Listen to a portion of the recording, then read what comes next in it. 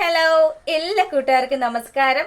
Serial മാനിയ variety സ്റ്റോറീസിന്റെ ഏറ്റവും പുതിയൊരു വീഡിയോയിലേക്ക് എല്ലാവർക്കും സ്വാഗതം കേട്ടോ. അപ്പൊ ഞാൻ എത്തിയിരിക്കുന്നത് മൗനരാഗം സീരിയലിന്റെ ഇന്നത്തെ സൂപ്പർ ഹിറ്റ് കഥയൊക്കെ ആയിട്ടാണ്. നേരെ കഥയിലേക്ക് പോയാലോ. അങ്ങനെതാ നമ്മുടെ മനോഹറിനെ വളരെ സ്നേഹത്തോടു കൂടി കിരൺ വീട്ടിലേക്ക് കൂട്ടുകയാണ്.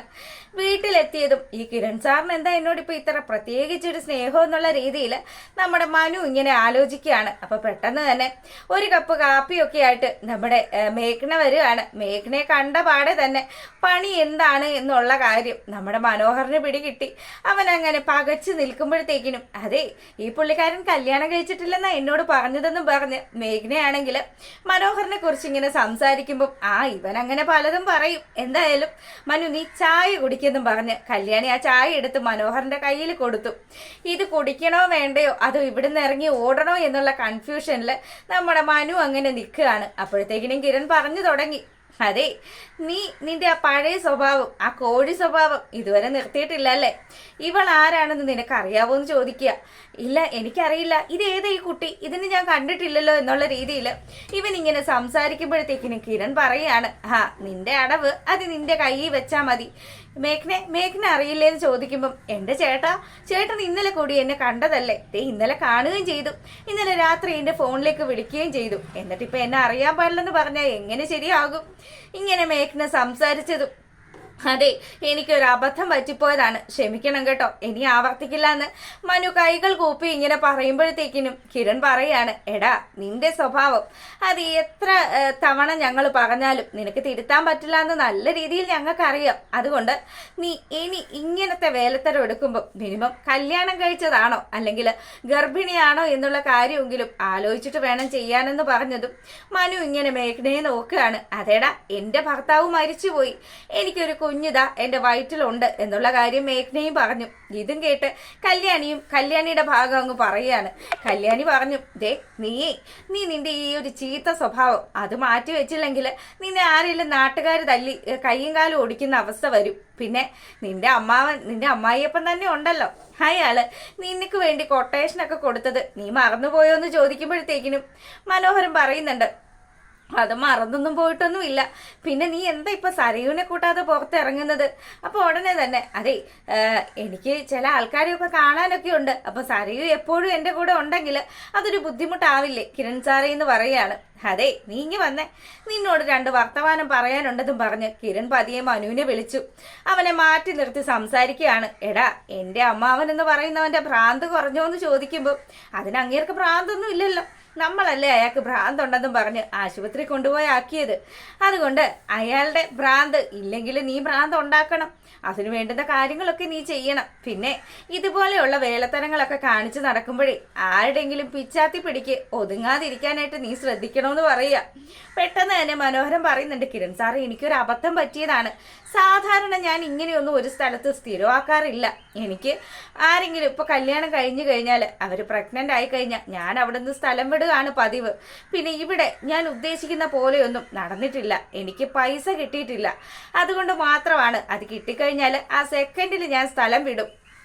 നീ അങ്ങനെ സ്ഥലം വിടുന്ന സമയത്ത് പുതിയ പുതിയ മേച്ചിൽപ്പുറങ്ങൾ തേടുമെന്നുള്ള കാര്യം എനിക്കൊരു സംശയമില്ല. അതുകൊണ്ട് ഇപ്പൊ ഈ നടന്നതുപോലെയുള്ള ഏതെങ്കിലും ഒരു സംഭവം എനിക്ക് പരിചയത്തിലുള്ളതോ അല്ലെങ്കിൽ ഈ നാട്ടിലുള്ള ഏതെങ്കിലും ഒരു പാവപ്പെട്ട പെണ്ണിനെ നീ ചതിക്കാൻ തുടങ്ങിക്കഴിഞ്ഞാൽ നിന്നെ ഞാൻ വെറുതെ വെച്ചേക്കില്ല, നിന്റെ കൈയും കാലും തല്ലി ഒടിക്കുന്നത് ഞാനായിരിക്കുമെന്നും പറഞ്ഞ് കിരൺ താക്കീത് കൊടുത്തു. അങ്ങനെ എന്റെ പൊന്നു സാറ് ഞാൻ എങ്ങനെയും ജീവിച്ചു പോയിക്കോളാം, എനിക്ക് അത്തരം വലിയ ആഗ്രഹങ്ങളൊന്നും ഇല്ലാന്നും പറഞ്ഞ് നമ്മുടെ മനു അവിടുന്ന് പതിയെ സ്കൂട്ടാകുകയാണ്.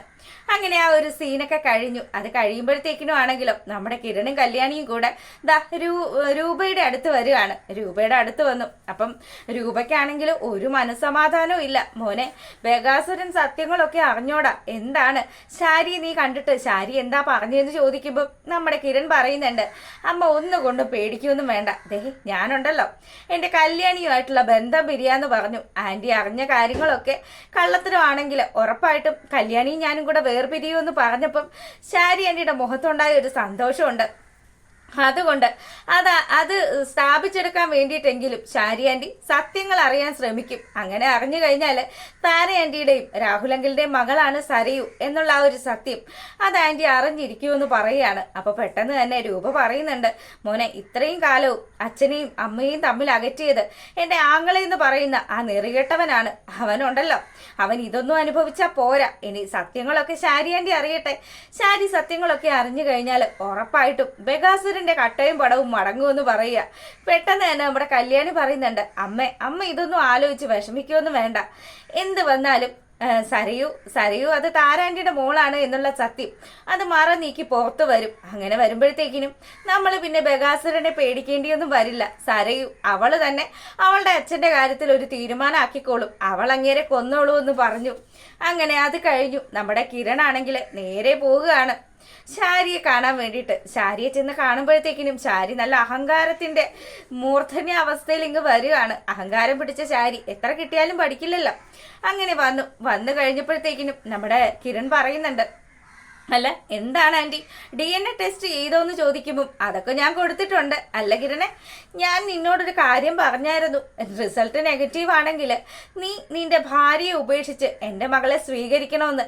എന്താ നീ തയ്യാറല്ലേ എന്ന് ചോദിക്കുമ്പോൾ ഈ കിരണിന് ഒരേ ഒരു വാക്കേ ഉള്ളൂ. പിന്നെ ഈ കാര്യം ഞാൻ പറഞ്ഞപ്പോഴത്തേക്കിനും എൻ്റെ കല്യാണിക്ക് കുറച്ച് സങ്കടമൊക്കെ ഉണ്ടായി. എന്നാൽ കൂടിയും അവള് ഇതിനോടൊക്കെ പൊരുത്തപ്പെട്ട് കഴിഞ്ഞു. പിന്നെ എനിക്കും എൻ്റെ ഭാര്യയ്ക്കും എൻ്റെ അച്ഛനും അമ്മയ്ക്കും ഒക്കെ വിശ്വാസമുണ്ട് താര ആന്റിയുടെ മകളാണ് സരയു എന്നുള്ള കാര്യം. അതുകൊണ്ട് ആന്റി എത്രയും പെട്ടെന്ന് റിസൾട്ട് കിട്ടിയിട്ട് എന്നെ വന്ന് കാണുമെന്ന് പറയുക. ഇനി നമ്മുടെ ശാരി ആണെങ്കിലോ കിരൺ പോയി കഴിയുമ്പോഴത്തേക്കിനും ഇങ്ങനെ നിന്ന് ആലോചിക്കുകയാണ്. താൻ ആഗ്രഹിക്കുന്നത് പോലെ ആ റിസൾട്ട് നെഗറ്റീവ് ആയിരിക്കണേ, തൻ്റെ മകള് തന്നെ ആയിരിക്കണേ സരയു. ഇനി അല്ലെങ്കിൽ കിരണിനെ എങ്ങനെയെങ്കിലും ട്രാപ്പിൽ പെടുത്തി കിരണും അതുപോലെ തന്നെ സരയും തമ്മിലുള്ള ബന്ധം അങ്ങ് ഊട്ടി ഉറപ്പിക്കാനുള്ള കാര്യങ്ങൾ ചെയ്യണം എന്നുള്ള രീതിയിലൊക്കെ ചിന്തിച്ചു നിൽക്കുന്ന നമ്മുടെ ശാരിയെ കാണിച്ചുകൊണ്ടാണ് മൗനരാഗത്തിന്റെ ഇന്നത്തെ വിശേഷം അവസാനിക്കുന്നത്. അപ്പം എല്ലാവർക്കും നല്ലൊരു തിങ്കളാഴ്ചയൊക്കെ ആശംസിച്ചുകൊണ്ട് വീഡിയോ വൈൻഡപ്പ് ചെയ്യാണ്. പിന്നെ ആദ്യമായിട്ട് കാണുന്ന ആൾക്കാരാണെങ്കിൽ നിങ്ങൾക്ക് ഇഷ്ടപ്പെട്ടാൽ സബ്സ്ക്രൈബ് ചെയ്യാൻ മറക്കരുത് കേട്ടോ. അപ്പോൾ ഓക്കെ, ബൈ.